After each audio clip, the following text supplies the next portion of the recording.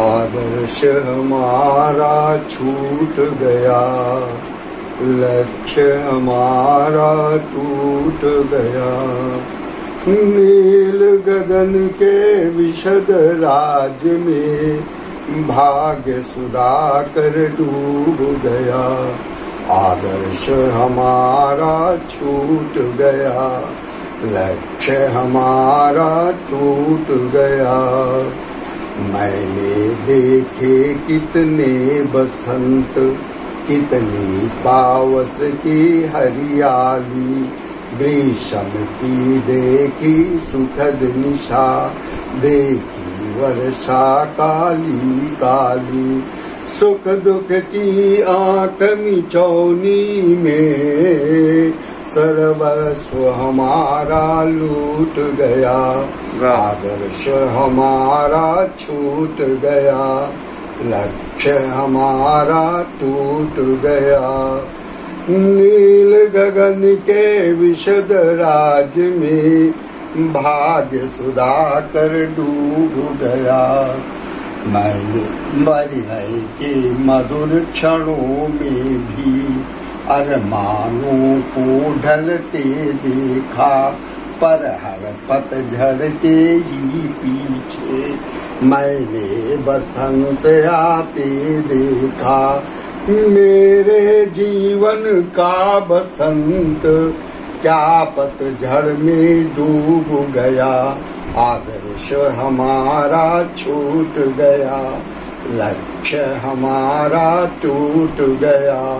नील गगन के विशद राज में भाग्य सुधाकर डूब गया। दूसरा, इनाम के कारण कलाएं तो बिल्कुल मंद पड़ती जा रही है, केवल इनाम प्रमुख हो गया और कला वो चीज नहीं रही जो पहले हुआ करती थी। सब लोग नहीं है ऐसे, बहुत से लोग हैं जो अब भी कला को जीवित रख रहे हैं और कला के लिए जीवित हैं वो ऐसा नहीं है कि उनके सामने केवल धनोपार्जन ही उनके जीवन का लक्ष्य है। उनके जीवन का लक्ष्य कला के लिए समर्पित होते हुए और कला को जीवित बनाए रखना है, उसमें विकास करना है, तभी मंचों में वो एक आकर्षण पैदा करता है। मेरे हिसाब से बस आवश्यकता इसी बात की है कि लोग समाज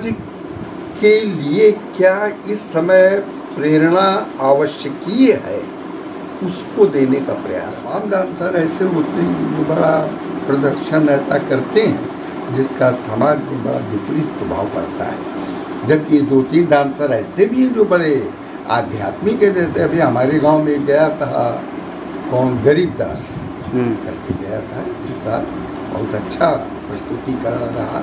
एक और डांसर जाता था, वो भी अच्छा प्रस्तुतिकरण दिया उसने, लेकिन कहीं कहीं इसको नियंत्रित करने की आवश्यकता है। इसमें बहुत कुछ कारक समाज है, चूँकि कलाकार वो देता है जो समाज चाहता है। अगर समाज अपने आप में नियंत्रण कर ले तो कलाकार वैसा ही अपने को प्रस्तुत करेंगे। जैसे हमारे गांव में है, हमारे यहाँ उच्छृंखलता या प्रसंग से हट करके प्रस्तुतिकरण को लोग पसंद बहुत नहीं करते हैं, तो वहाँ उसी हिसाब से एक क्रमबद्ध अच्छे ढंग से कार्यक्रम वहाँ होता रहता है। समाज अगर चाहे तो बिल्कुल परिस्थितियाँ न केवल अनुकूल होंगी बल्कि इसमें बड़ा अच्छा विकास भी होगा। समाज को चाहिए कि वो कला को जीवित रखने में कलाकारों का सहयोग करे। ये उनकी भी तो जिम्मेदारी है ना। अब कलाकार को तो देखो, तमाम कलाकार ऐसे हैं जो केवल जिनकी जीविकोपार्जन का साधन है यही है, तो वो तो जो लोग चाहते हैं वैसे ही कला वो प्रस्तुत करते हैं। लेकिन अगर समाज चाहे तो उस कोट की कला वो लोग, समाज ने डांस को पसंद किया। पहले क्या था, पहले राम लक्ष्मण परशुराम जनक इनकी प्राथमिकता दी जाती थी।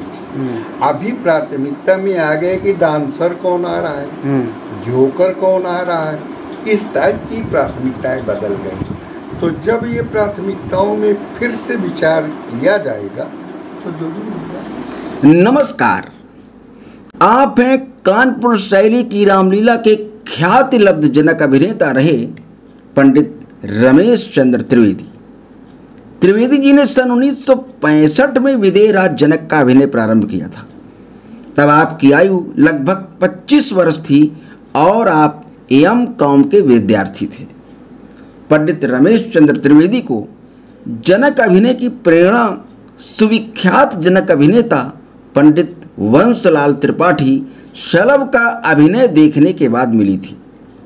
त्रिवेदी जी का पहला अभिनय कानपुर शहर के उस्मानपुर में हुआ था। जनक अभिनय हेतु आपने अपना संपूर्ण साहित्य स्वयं ही तैयार किया था। इस बीच त्रिवेदी जी की शिक्षा का क्रम अनवरत रूप से चलता रहा और आप बैंक ऑफ बड़ौदा में सेवारत हो गए। सन 1990 तक बैंक सेवा तथा अभिनय साथ साथ चलते रहे, लेकिन बैंक कर्मचारी यूनियन के राष्ट्रीय अध्यक्ष और फिर वर्कमैन डायरेक्टर बनने के बाद व्यस्तता इतनी बढ़ी कि ना चाहते हुए भी त्रिवेदी जी को सन 1990 में अभिनय से संन्यास लेना पड़ा। बैंक ऑफ बड़ौदा का वर्कमैन डायरेक्टर बनने का एक लाभ यह हुआ कि ख्याति लब्ध लक्ष्मण अभिनेता पंडित रामचंद्र त्रिवेदी लाल तथा पंडित नारायण मिश्र सहित रामलीला के अनेक कलाकारों को त्रिवेदी जी ने बैंक में नौकरी दिलवा दी, जिसे एक बहुत बड़ी उपलब्धि कहा जा सकता है। त्रिवेदी जी जनपद कानपुर नगर के ग्राम शाखाहरी के मूल निवासी हैं और शहर के पशुपति नगर में अपना आवास बनाए हुए हैं। वर्ष 2003 में बैंक से सेवानिवृत्त हुए पंडित रमेश चंद्र त्रिवेदी ने अपने ग्राम शाखाहरी में महाविद्यालय की स्थापना करके क्षेत्र में उच्च शिक्षा के प्रसार में भी महती भूमिका निभाई है। प्रस्तुत है पंडित रमेश चंद्र त्रिवेदी से उनकी अभिनय यात्रा तथा रामलीला के विभिन्न संदर्भों पर 1 जुलाई 2021 को हुई विस्तृत बातचीत। और निवास मूल आपका शाखाहरी है, वहाँ के मूल निवासी हैं आप। और इधर रामलीला में कैसे आपका जुड़ाव हो गया? कैसे? रामलीला में एक्चुअली हमारे गांव में रामलीला होती थी जी, और वहाँ बहुत अच्छे अच्छे कलाकार सब जाते थे। उनमें शलभ जी भी थे, बंसलाल जी, कृष्ण मुरारी जी, इसके पहले शिवदत्त जी, वासुदेव जी, ये सब परस्वामी में जाते थे जी। और पंडित कन्हैयालाल जी का मंडल जाता था। तो शलभ जी का अभिनय देखते देखते बस कुछ वहीं से प्रेरणा मिली। ये किस सन की बात होगी लगभग? क्या अभिनय देखने की या शुरू करने की? शुरू करने की हमने शुरू किया है 65 में। हाँ। क्या एज थी उस समय आपकी? मैं उस समय एम काम में पढ़ता था और एम काम का मतलब ये है कि 24-25 साल का हो जी। 24-25 साल की उम्र से आपने एम काम में की पढ़ाई कर रहे थे तब आप? जरा अभी देखने दीजिए, कैलकुलेट करने दीजिए। जी जी जी। तो 1943 हमारी जन्म तिथि है जी। और 60 हाँ बस ऐसे ही रहा होगा। अच्छा। हाँ, नहीं 24-25 के लगभग शुरू कर दिया था। फिर गुरु किसको बनाया आपने? गुरु सही बात तो ये है कि अप्रत्यक्ष है, कुछ नहीं, किसी ने हमको स्वीकार ही नहीं किया। अच्छा। हाँ। तो लेकिन ये प्रेरणा आपको बंसलाल जी के अभिनय से? प्रेरणा वहीं से मिली। अच्छा। प्रेरणा वहीं से मिली और मैंने उनकी छाया को पकड़ने का पूरा प्रयास किया। अच्छा। और क्या क्या तैयारी करनी पड़ी इसके लिए फिर? अभिनय की? अभिनय में बस तैयारी यही कि इनके कई अभिनय हमने देखे और हम अपनी कला को किस तरह से वास्तव में प्रस्तुत कर सकते हैं। उसमें उन दिनों इनाम सिनाम का कुछ चलता नहीं था, इनाम की परंपरा नहीं चलती थी केवल, और माइक वगैरह भी नहीं हुआ करते थे। जब आपने शुरू किया तब माइक नहीं था? नहीं। पहला स्टेज कहाँ किया था? पहला स्टेज एक यही कहीं कोई उस्मानपुर कोई मोहल्ला पड़ता था ना पहले, हाँ वहीं किया। अच्छा। फिर तो उस समय कानपुर में रहते थे क्या आप? हम यहीं कानपुर में ही पढ़ते थे और यहीं कानपुर में ही रहते। अच्छा, तब उसी समय से आपने अभिनय का अपना, तो केवल जनक का ही अभिनय क्यों आपको आकर्षित किया? अन्य किसी अभिनय ने आकर्षित नहीं किया? नहीं, केवल जनक का ही। अच्छा, फिर कब तक किया अभिनय आपने? ये हमने किया है लगभग 90 तक। 90 तक, मतलब 65 से 90 तक लगभग जो है जो 25 साल आपने रामलीला, तो क्या अनुभव रहा इस बीच का रामलीला का? बस हमें तो बहुत आनंद आता था जी, और काफ़ी सम्मान भी मिला और सात्विकी प्रवृत्तियाँ भी रहती थी। लोग बहुत मन से देखते भी थे, लेकिन चूंकि हमारा बैंकिंग इंडस्ट्री की ट्रेड यूनियन में इतना ज़्यादा इन्वॉल्वमेंट था कि हम ज़्यादा समय नहीं दे पाए और बीच में ही हमको न चाहते हुए भी इसे बंद कर देना पड़ा। अच्छा, बैंक में आप सर्विस कर रहे थे उस समय? हाँ, हम बैंक ऑफ बड़ौदा में थे जी, और ट्रेड यूनियन में ऑल इंडिया के प्रेसिडेंट भी थे जी, और बाद में वर्कमैन डायरेक्टर भी हुए और डायरेक्टर के रूप में ही हम वहाँ से रिटायर हुए। अच्छा अच्छा अच्छा, तो मतलब इस तरह से अगर ये थोड़ा सा व्यस्तता रही तो अभिनय चलता रहता थोड़ा दिन और? हाँ, बहुत दिन चलता है। अच्छा। बहुत दिन चलता जी। और अब भी जो है आपको ताज्जुब लगे कि मैं स्वप्न में पूरा अभिनय या कहीं दूसरे के साथ अभिनय कर रहा होता हूँ, नहीं कुछ न कुछ जरूर होता है। चूँकि एक्चुअली आकांक्षाएं पूरी तो हुई नहीं जी, तो स्वप्न के रूप में वो आ जाता। तो रिटायरमेंट के बाद फिर तो जनक का अभिनय तो हो सकता है अभी? क्यों फिर वो छोड़ नहीं, तो कभी ये दोबारा से फिर कभी कभी कर लिया करिए। नहीं, अब वो शरीर भी नहीं काम देगा। अच्छा। और दूसरा अब स्थितियाँ भी हम लोगों के प्रतिकूल हो गई, अनुकूल नहीं रही। अब तो हमें लग रहा है उठा पटक का बड़ा जमाना आ गया है। दूसरा इनाम के कारण कलाएं तो बिल्कुल मंद पड़ती जा रही है, केवल इनाम प्रमुख हो गया और कला अब वो चीज़ नहीं रही जो पहले हुआ करती थी। तो इससे तो रामलीला का भविष्य कैसे देख रहे हैं कानपुर की रामलीला का? हमें तो अच्छा ही दिखाई पड़ता। नहीं, जब कला विलुप्त हो जाएगी तो फिर भविष्य नहीं, कला विलुप्त नहीं, ऐसे सब लोग नहीं है ऐसे जी। बहुत से लोग हैं जो अभी कला को जीवित रख रहे हैं और कला के लिए जीवित हैं वो। अच्छा। वो ऐसा नहीं है कि उनके सामने केवल धनोपार्जन ही उनके जीवन का लक्ष्य है। उनके जीवन का लक्ष्य कला के लिए समर्पित होते हुए और कला को जीवित बनाए रखना है, उसमें विकास करना है, तभी मंचों में वो एक आकर्षण पैदा करता है। तो अब इस समय क्या किस चीज़ की ज़रूरत है रामलीला को आपके हिसाब से? मेरे हिसाब से बस आवश्यकता इसी बात की है कि लोग समाज के लिए क्या इस समय प्रेरणा आवश्यकीय है उसको देने का प्रयास करें। थोड़ों में सभी डांसर नहीं, लेकिन तमाम डांसर ऐसे होते हैं जो बड़ा प्रदर्शन ऐसा करते हैं जिसका समाज में बड़ा विपरीत प्रभाव पड़ता है। जबकि 2-3 डांसर ऐसे भी हैं जो बड़े आध्यात्मिक है। जैसे अभी हमारे गांव में गया था गरीब दास करके गया था, इस साल बहुत अच्छा प्रस्तुतिकरण रहा। एक और डांसर जाता था, वो भी अच्छा प्रस्तुतिकरण किया उसने, लेकिन कहीं कहीं इसको नियंत्रित करने की आवश्यकता है। तो ये जो अनियंत्रण हो रहा है इस तरह का, इसके लिए कौन से कारक जिम्मेदार है? इसमें बहुत कुछ कारक समाज है। चूंकि कलाकार वो देता है जो समाज चाहता है। अगर समाज अपने आप में नियंत्रण कर ले तो कलाकार वैसा ही अपने को प्रस्तुत करेंगे। जैसे हमारे गांव में है, हमारे यहाँ उछंखलता या प्रसंग से हट करके प्रस्तुतिकरण को लोग पसंद बहुत नहीं करते हैं, तो वहाँ उसी हिसाब से एक क्रमबद्ध अच्छे ढंग से कार्यक्रम वहाँ होता रहता है। मतलब आपके कहने का ये कि समाज अगर चाहे तो परिस्थितियाँ सही रह सकती हैं। बिल्कुल बिल्कुल, समाज अगर चाहे तो बिल्कुल परिस्थितियाँ न केवल अनुकूल होंगी बल्कि इसमें बड़ा अच्छा विकास भी होगा। अच्छा, तो एक चीज़ है, ये जो जिस तरह की सांस्कृतिक विधाएं होती हैं ये समाज में परिवर्तन लाने के लिए होती हैं। हाँ, लेकिन आज की परिस्थिति में समाज तो रामलीला को ही बदले दे रहा है। अभी इसीलिए तो मैंने कहा ना कि समाज को चाहिए कि वो कला को जीवित रखने में कलाकारों का सहयोग करें। ये उनकी भी तो जिम्मेदारी है ना।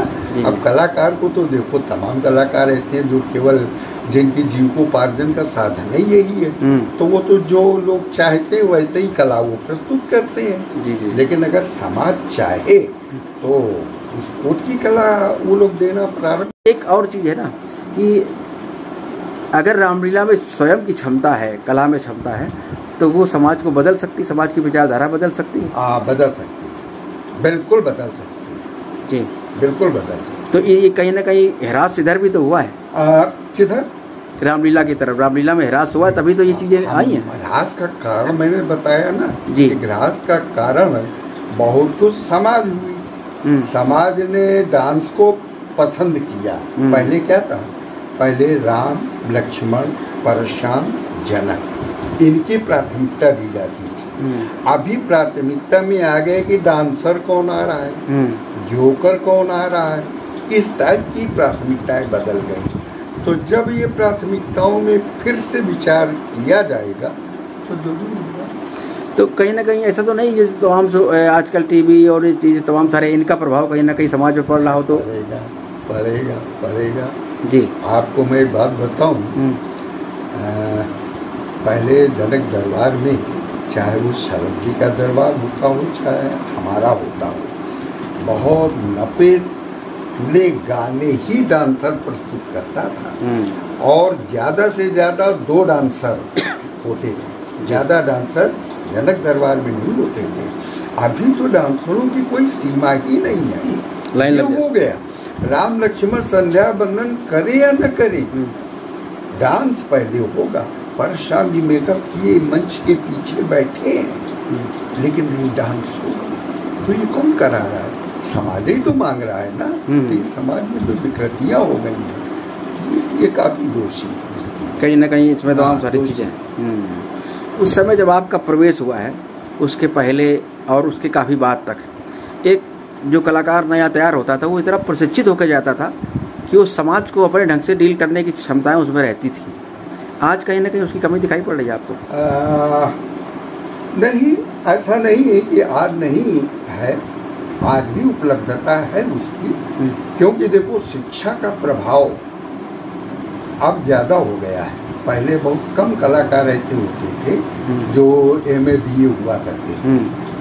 अभी ज़्यादातर लोग आने लगे हैं जी। तो जब ज़्यादातर ये लोग आने लगे हैं तो निश्चित है कि उसी का असर। जब आपने अभिनय शुरू किया है, उसके बाद से किस किस तरह की परिस्थितियों का सामना करना पड़ा आपको अपने जीवन में भी और इस कैरियर, अभिनय कैरियर में भी? परिस्थिति का मतलब, जब आदमी कहीं शुरू होता है तो कुछ ना कुछ विपरीत परिस्थितियाँ, कुछ प्लस माइनस तमाम सारी चीजें। वो विपरीत परिस्थितियाँ तो यही होती थी जी कि जब हमने प्रवेश किया तो शुरू में बंसलाल जी से ही ज़्यादातर लोगों ने हमको कंपेयर करना शुरू किया जी।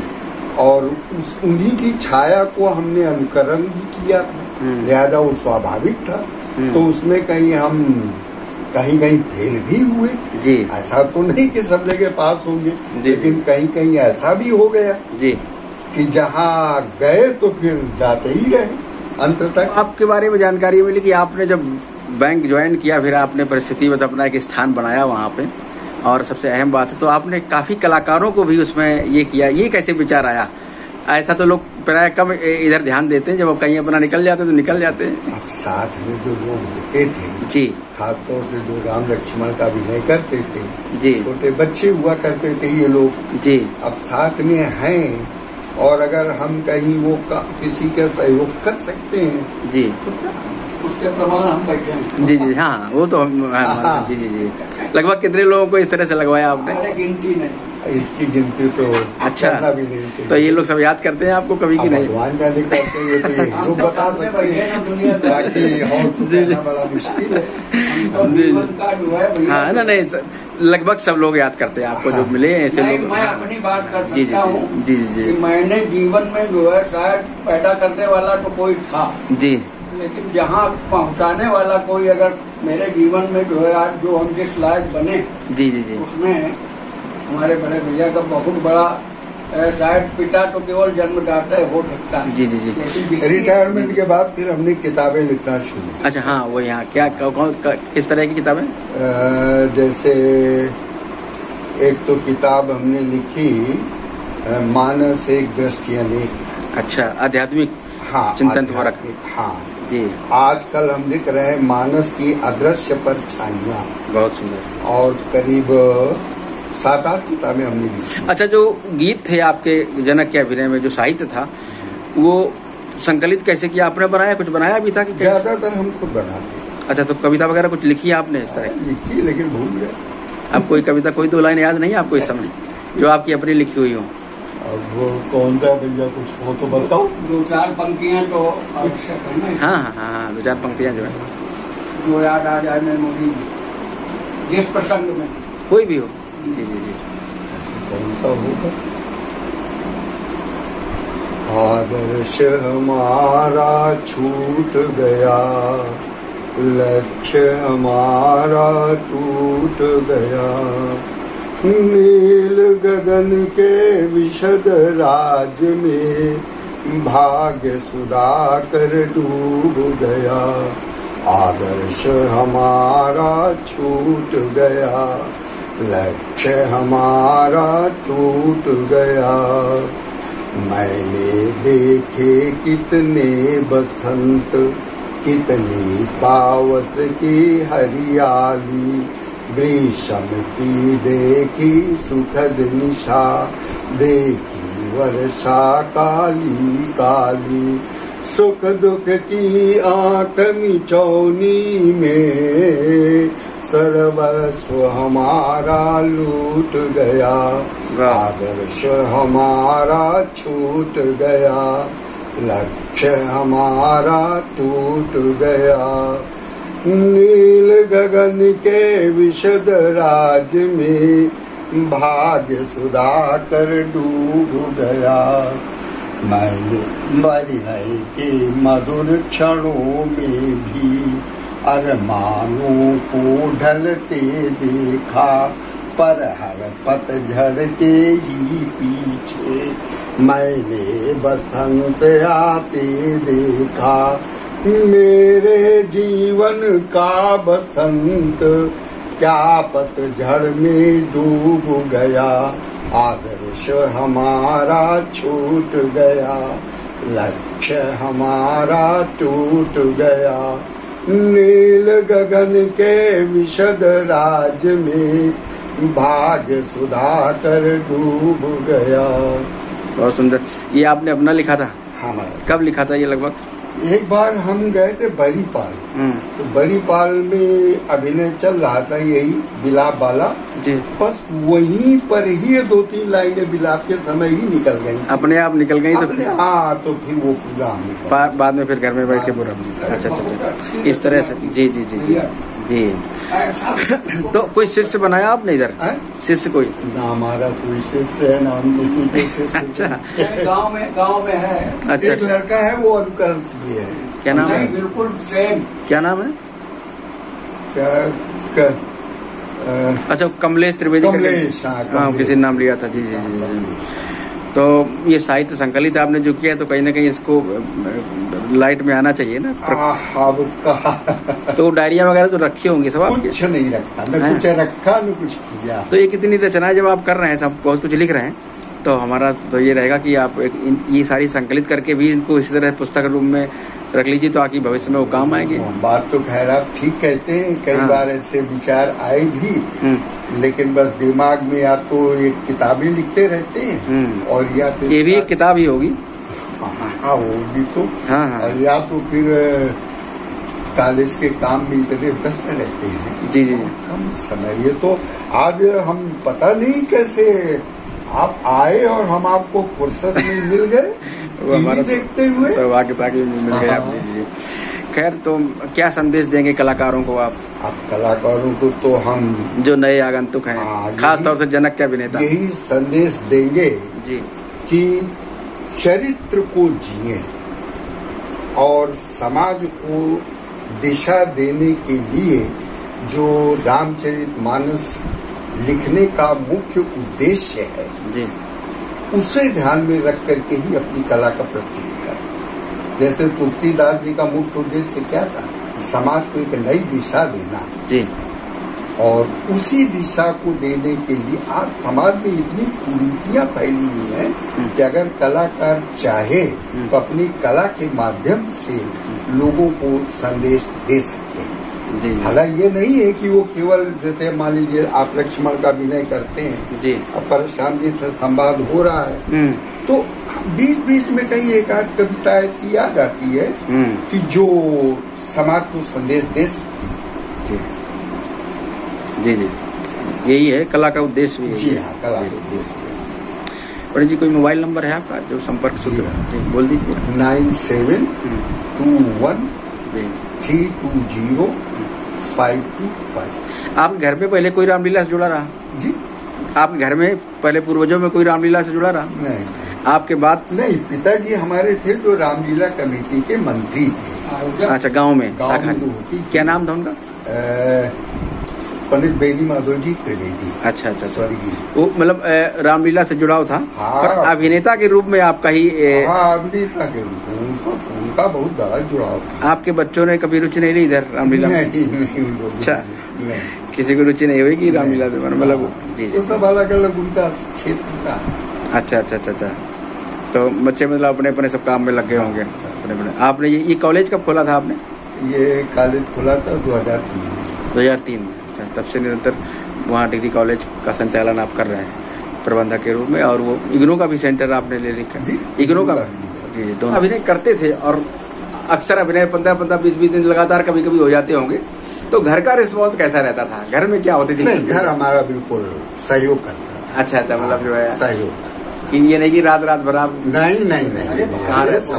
अच्छा अच्छा, ये सब सहयोग करते थे और हमारे स्वास्थ्य का भी ध्यान रखते थे जी, और कार्यक्रमों का भी ध्यान रखते थे कि आए हैं 12 बजे लौट के आए हैं, 4 बजे जाना है।